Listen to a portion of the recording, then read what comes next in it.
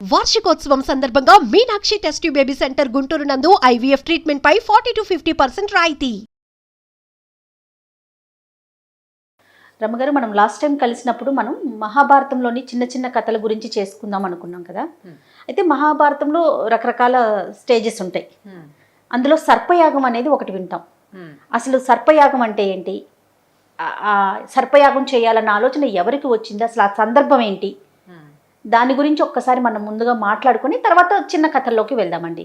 Okay, ఇప్పుడు ఈ సర్పయాగం అనేది మహాభారత కథల్లో చివరి కథ. యాక్చువల్గా కురుక్షేత్రం తర్వాత జరిగిన కథల్లోదన్నమాట అది. అయితే ఈ సర్పయాగానికి మొదలు చాలా ముందు జరిగింది.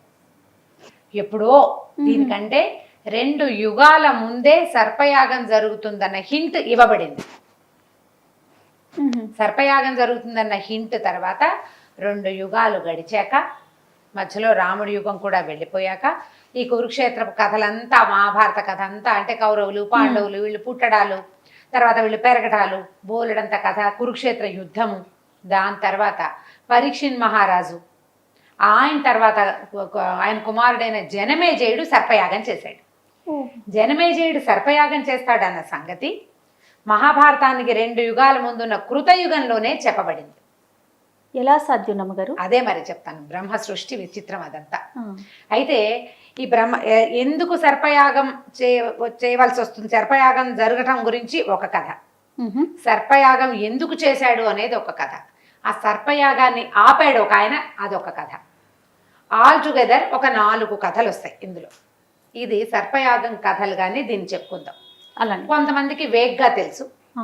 దీన్ని మహాభారతం నుంచి ఇది ఎట్లా అంటే ఇంచుమించు ఆది పర్వంలోనే కాస్త ముందు వెనకాగా ఈ కథ చెప్పబడుతుంది అనమాట. కొద్ది వెంట లైన్గా నేను చెప్పేసినట్టుగా ఒకదాని వెనకాల ఒకటి చెప్పబడవు. ఒక కథ, ఒక విషయం జరగటం, ఇది ఎందుకు, ఏమిటి ఇది అని ఒకళ్ళు ప్రశ్నిస్తే ఆ కథని ఇంకొకళ్ళు ఇలాగా అని చెప్పటం, మళ్ళీ ఇందులో నుంచి ఇంకొక కనెక్షన్కి వెళ్ళి వాళ్ళు మాట్లాడుకున్నప్పుడు ఇంకో మనిషి వచ్చి ఈ కథ తాలూకు మొదలు ఇది అని చెప్పడం, అట్లా కనిపిస్తుంది. మన మహాభారతం సంస్కృత మహాభారతం కనుక చదివితే, వ్యాస భారతం కనుక చదివితే మనకి ఇలా రకరకాల లింకులతోటి 4 క్రోడీకరిస్తే 4 కథలు అవుతాయి. ఓకే, ఇవి 4 ఒకేసారి చదువుకోవాలంటే మనకి ఎక్కడొక్కడ ఒక పుస్తక రూపంలో దొరుకుతాయి. ఏముంది, ఆస్తికుడు కదా, జనమేజయుడు సర్పయాగం అంటే సర్పయాగానికి ముందు కథ వెనక కథ తెలుసుకుంటుంది. మహాభారత కథల్లో తెలిసే చిన్న కథల రూపం, అంటే మరీ చిట్టి కథ కాదు, కొంచెం ఎలాబరేట్గానే అవుతుంది. 4 వేరు కథలుగా వీటిని చెప్పుకుందాం. తప్పకుండా అండి. దీన్ని రిలేటెడ్గా సర్పయాగం కథలోని హెడ్డింగ్ పెట్టి 4 స్టోరీస్, ఇందులో ఒక్కొక్క క్యారెక్టర్ గురించి చెప్తామన్నమాట. మొట్టమొదట సర్పయాగం కథ అసలు ఎందుకు వచ్చింది, ఆ సర్పయాగం అనే మాట ఎందుకు వచ్చిందో తెలుసుకోవాలి. కృతయుగం నాడు అప్పటికి కశ్యప ప్రజాపతికి ఎంతోమంది భార్యలు ఉన్నారు. అందులో దితి, అదితి. దితి కొడుకులు దైత్యులు, అదితి కొడుకులు ఆదిత్యులు.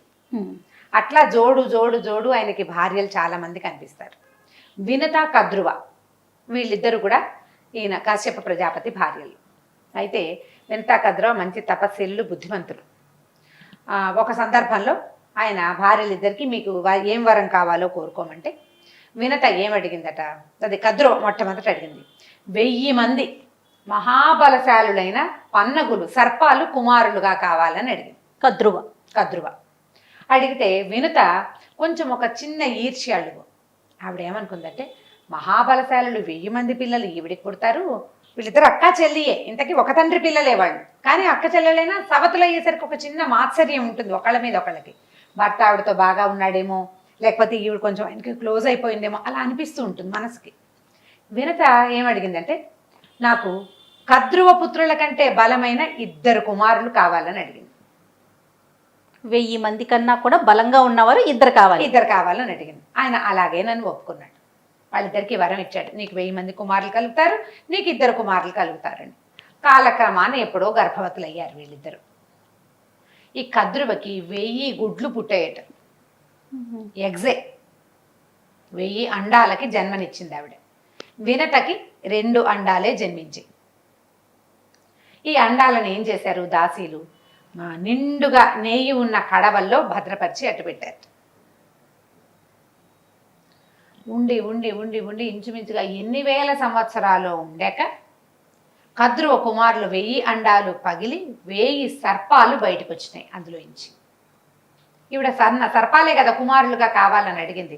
రకరకాలు పెద్ద పెద్దవి చిన్నవి రకరకాలు నల్లవి తెల్లవి ఎర్రవి పచ్చవి ఎన్నో పేర్లు.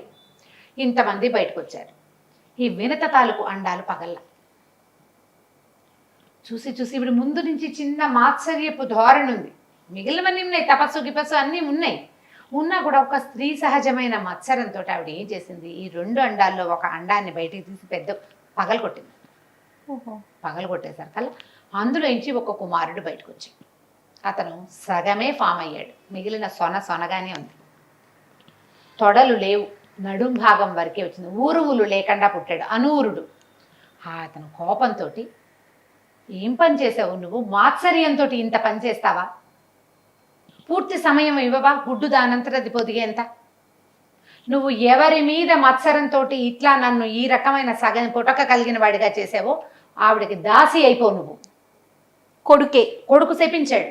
ఆవిడ వల్ల అతనికి జీవితం పోయింది కదా. మరి తెల్లైనా కూడా ఈవిడికి చెల్లెలైనా కుళ్ళుంది, కొడుకు తల్లైనా శపించాడు. నువ్వు మాత్సర్యంతో ఈ పని చేసావు, ఎవరి మీద మాత్సర్యంతో నువ్వు నన్ను ఇట్లా సగం పుటక కలిగిన వాడిగా చేసావో వాళ్ళకి దాసిగా ఉండు, నువ్వు దాసిత్వాన్ని పొందుతావు అని శపించాడు. శపించి ఆ 2వ అండాన్నైనా జాగ్రత్తగా ఉంచు, దాన్ని ముట్టుకోకు, దానంతటా అది పొదగనివ్వు, ఇట్లా సగం శరీరము సగం జీవితము ఇవ్వబోక అని శపించి వెళ్ళిపోయాడు. తండ్రి ఆశ్రమానికి వెళ్ళిపోయాడు. తర్వాత కాలంలో ఈయన సూర్యుడికి రథసారథిగా పెట్టారు ఆయన్ని. ఈయన ఎంత బలశాలి అయిన వాడంటే, సూర్యుడికి ముందు గనక ఈయన కూర్చుంటే సూర్య తేజస్సు మొత్తం బయటికి రాదు. సూర్యుడు తేజస్సుని ఆపగలిగేంత గొప్పవాడు అతను. పూర్తి శరీరం వస్తే ఎంత గొప్పవాడయ్యేవాడు పాపం. ఊరువులు లేకుండా పుట్టాడు. తొడల భాగం లేదు, కింద తొడలు కాళ్ళు లేవు అతనికి, నడుం దాకానే ఉన్నాడు. అప్పుడు కదలకుండా ఉండగలిగే పని కాబట్టి సూర్యరథ సారథిగా ఈయన్ని ఫిక్స్ చేశారు. తర్వాత కాలంలో వెంటనే వెళ్ళల, తర్వాత తండ్రి బ్రహ్మదేవుడు వాళ్ళు ఈయన్ని ఇట్లా ఫిక్స్ చేశారనమాట. ఈవిడేం చేసింది, ఆ 2వ అండాన్ని సంరక్షించుకుంటూ ఉంది. ఒకనాడు సాయంకాలం పూట అక్క చెల్లి ఇద్దరు వినిత కద్రవ వ్యాహ్యాలకి వెళ్ళారు. వెళ్ళేసరికల్లా ఈ వ్యాహ్యాలిలో దూరంగా ఒక గుర్రం కనపడింది వాళ్ళకి. ఉచ్చేశ్రవం అంటారు. అది ఎప్పుడు వచ్చింది, క్షీరసాగర మథనం అప్పుడు. క్షీరసాగర మథనంలో లక్ష్మీదేవి, చంద్రుడు, ఐరావతము, కల్పవృక్షము, కామధేనువు, నవరత్నాలు, వజ్రాలు, ధన్వంతరి, అమృతంతో పాటు ఉచ్చేశ్రవం కూడా పుట్టింది అక్కడ. చాలా గొప్పది ఇది, రెక్కలున్న గుర్రం. అయితే ఎంత బాగుంది తెల్లటి గుర్రం అని మాట్లాడుకున్నారు. మాట్లాడుకున్నాక ఈ కద్రం అంది, పందెం కడదామా, గుర్రం తోక నల్లగా ఉంది అంది. నాకు నల్లగా కనపట్టలేదంది వింత. అయితే పందెం, నువ్వు నాకు ఎవరు గెలిస్తే వాళ్ళు రెండో వాళ్ళకి, ఓడిపోయిన వాళ్ళు గెలిచిన వాళ్ళకి దాసిత్వం వహించాలి. వీళ్ళిద్దరూ అక్కా చెల్లి, ఒకే భర్తకి భార్యలు, ఇలాంటి పందెం పెట్టుకున్నారు. ఇంటికి వెళ్ళిపోయారు. ఇంటికి వెళ్ళిపోయాక ఈ కద్రువు ఏం చేసింది, తన కుమారులైన సర్పాలను పిలిచి, నేను ఉచ్చేశ్రవం తోక నల్లగా ఉందని వాదించాను, మరి అది నల్లగా ఉందో లేదో దాన్ని నలుపుగా చేయండి, మీరు వెళ్ళి ఆ తోకను చుట్టుకుని ఉండిపోండి.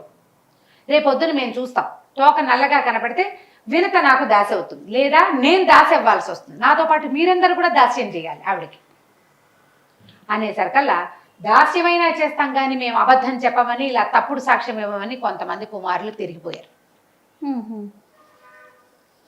ఈ తప్పు, నువ్వు ఆలోచనే తప్పు. ఈ పందెం ఏమిటి, పిచ్చి పందెం. పైగా అంత తెల్లటి ఉచ్చేశ్రవం తోక నల్లగా ఉంటుందని నువ్వు వాదించడం ఏంటి, ఒక అర్థం లేని వాదన. చూపుకి కనపడని విషయం మీద పందెం పెట్టుకోవచ్చా? దానికి మమ్మల్ని సాక్ష్యం చెప్పమంటావేమిటి, మేము సాక్ష్యం చెప్పమన్నా అనేసరికి ఆవిడ ఒళ్ళు మండిపోయింది.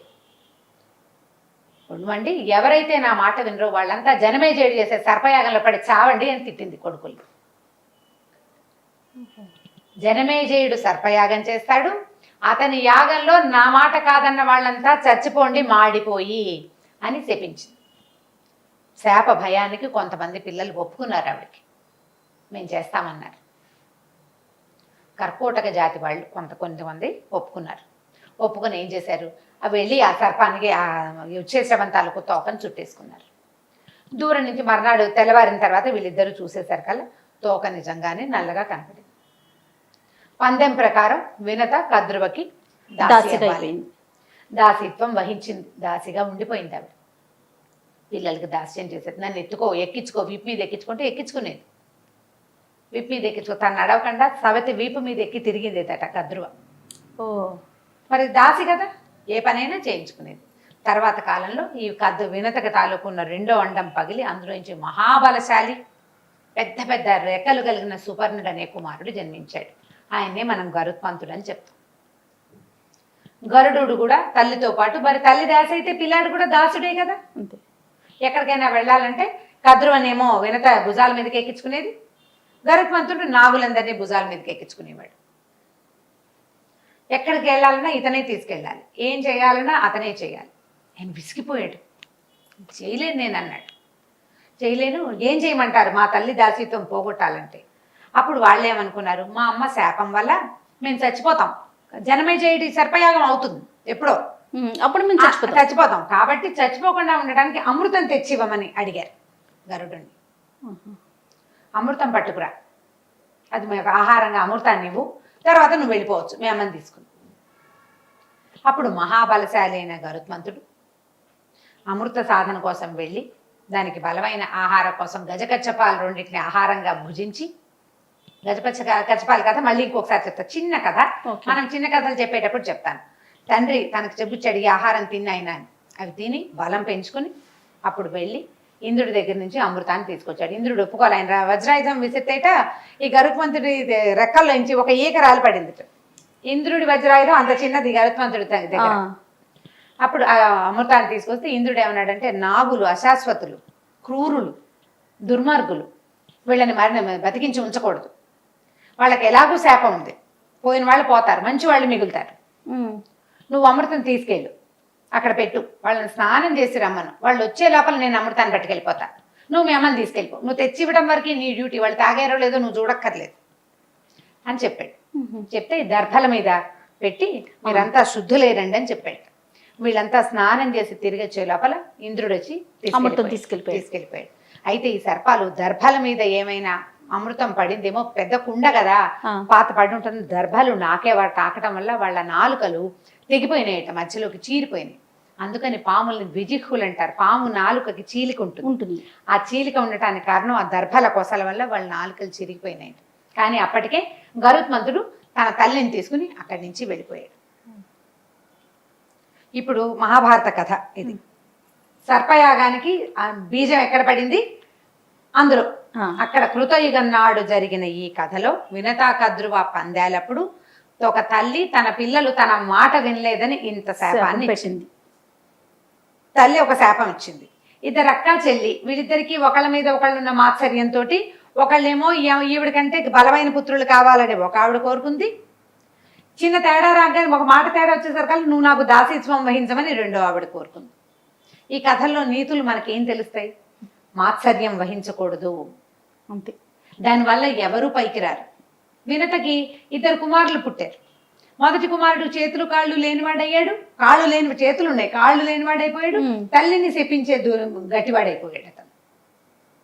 రెండో కుమారుడు వల్ల ఆవిడ దాసీత్వం తప్పింది, కానీ దాసీత్వం చేయవలసి వచ్చింది కదా. మాత్సర్యం వహించిన వాళ్ళకి ఇది పరిస్థితి జరిగేది. ఇక్కడ మొదలైన ఈ సర్పయాగపు కథ తర్వాత కాలంలో ఎట్లా మొదలైంది, మళ్ళీ ఇప్పుడు ఇది బీజం. దీనికి ఇది స్టార్టింగ్ పాయింట్. అంటే జరుగుతుంది అనే ఒక ఊహ ఉంది. తర్వాత ఇది ఎలా జరిగింది, జరిగిన కథ ఎలా ఆగింది అనేది ఇంకో కథలో మనం చెప్పుకుందాం. తప్పకుండా రమ్మగారు.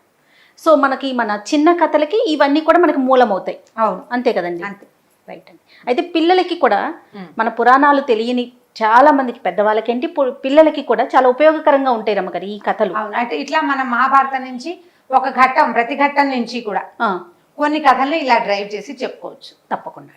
నమస్తే. నమస్తే.